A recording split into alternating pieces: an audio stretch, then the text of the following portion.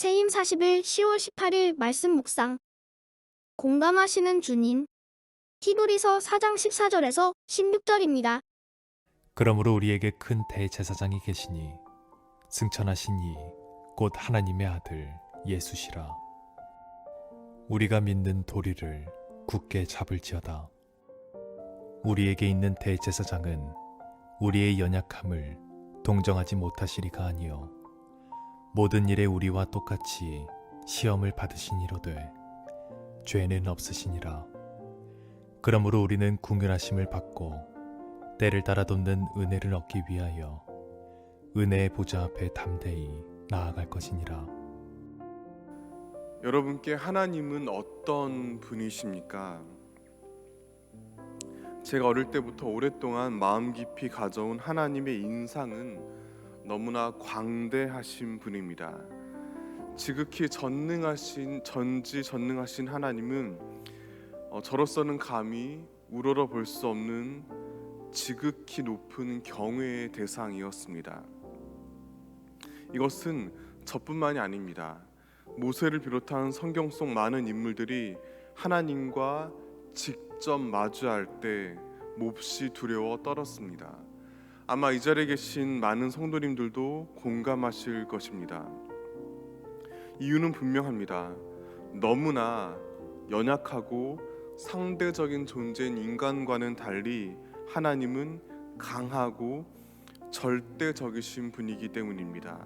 따라서 그런 주님에 대해 우리가 본능적으로 가지는 느낌이 있습니다. 바로 거리감입니다. 하나님께서는 우리가 도무지 가까이 하기 힘든 저 멀리 하늘에 계신 분으로 느껴집니다. 이것은 성경이 증언하는 명백한 진리입니다. 이런 하나님의 전지전능하심과 그로 인한 거리감 자체를 부정할 필요는 없습니다. 다만 여기에 머물러서는 안 됩니다. 그것은 반쪽짜리 복음이기 때문입니다.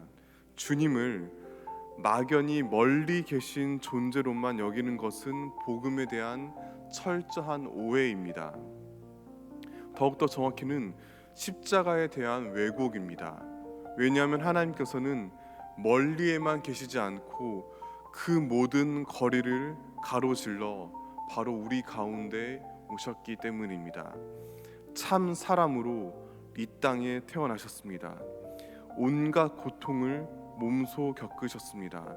뿐만 아니라 철저히 고난받고 조롱당하시다가 마침내 나무 위에 달려 비참하게 죽임 당하셨습니다. 따라서 주님은 인간이 살아가며 숙명적으로 겪는 고통의 문제를 외면하는 분이 아닙니다. 정반대입니다. 이 세상 누구보다 힘겨운 고난을 겪으셨습니다.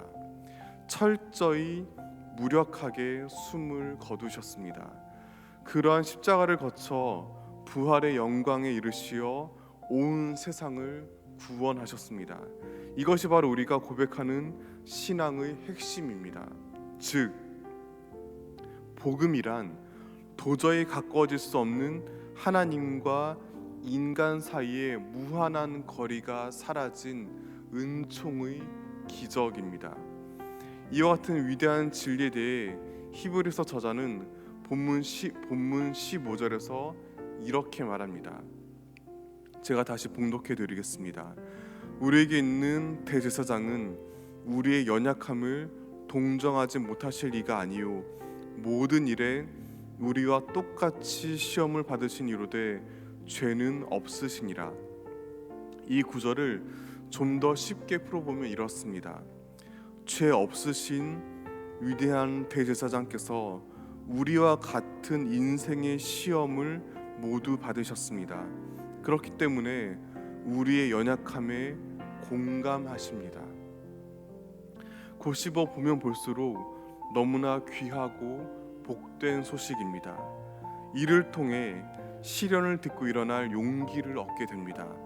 절망을 이겨낼 희망을 발견하게 됩니다. 우리의 그 어떤 약함과 고통도 더 이상 영원하지 않습니다. 한없이 무기력하고 초라한 패배자로 끝나지 않습니다. 주님께서 십자가 위에서 이 세상의 모든 절망을 당신의 것으로 몸소 끌어안으셨기 때문입니다. 그리고 부활의 영광과 함께 우리의 모든 눈물을 참 생명으로 변화시키셨기 때문입니다. 이러한 진리를 내면 깊이 받아들여야 합니다. 복음을 통해 하나님과 나와 세계를 새롭게 이해합니다. 비록 피할 수 없는 시련이 마치 태풍처럼 몰아닥치기도 합니다. 하지만 십자가와 부활을 바라보며 휘몰아치는 비바람에도 평안을 지켜야 합니다.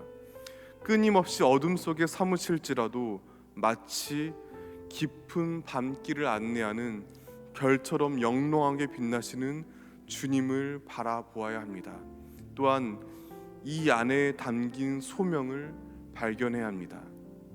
그것은 바로 우리 역시 예수님을 본받아 공감의 사람이 되는 것입니다.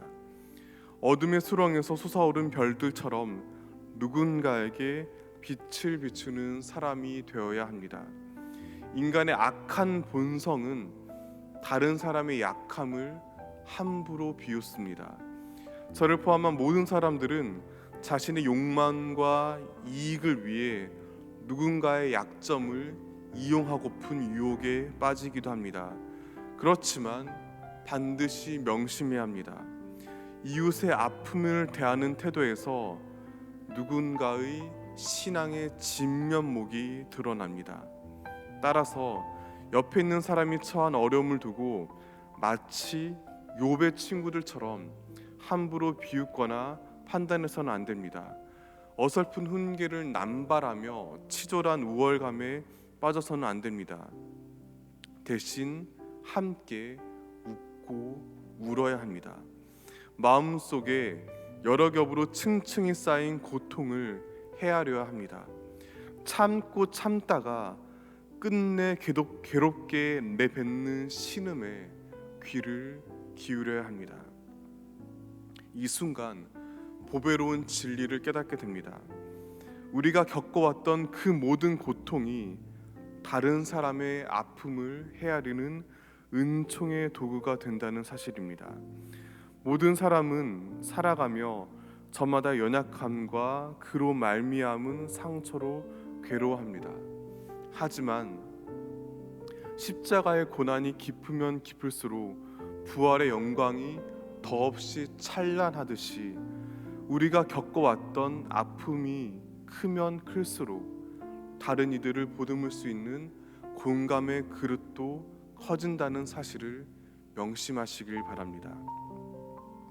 관련해서 소개하고 싶은 제가 참 좋아하는 시가 있습니다. 별 임보.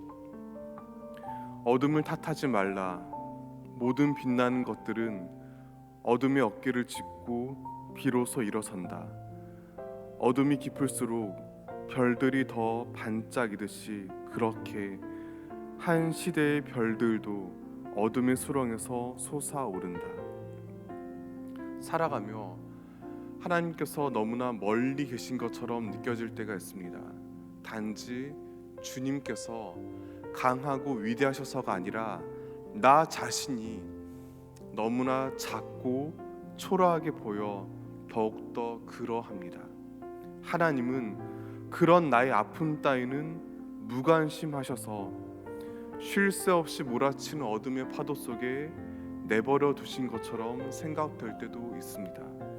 그렇지만 분명히 믿으시길 바랍니다. 십자가의 죽음을 딛고 일어나 부활의 생명을 이루신 주님께서 우리에게 다가오셨습니다. 자녀들의 모든 아픔을 끌어안으시고 함께 하십니다.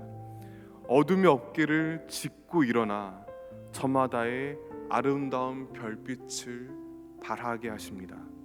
그러므로 우리가 지금껏 살아가며 받은 모든 상처는 곧 주님께서 맡기신 사명을 감당하는 종으로서 적격하다는 것을 의미합니다. 그런 자신을 있는 그대로 마주하시길 바랍니다. 아무런 죄 없으시나 죄인들과 똑같이 시험 받으시어 우리의 연약함을 참으로 공감하시는 예수님을 닮아가시길 바랍니다. 그리하여 곁에 있는 다른 사람들의 온갖 약함과 흠결을 넉넉히 끌어안는 저와 여러분 되시기를 마음 깊이 소망합니다.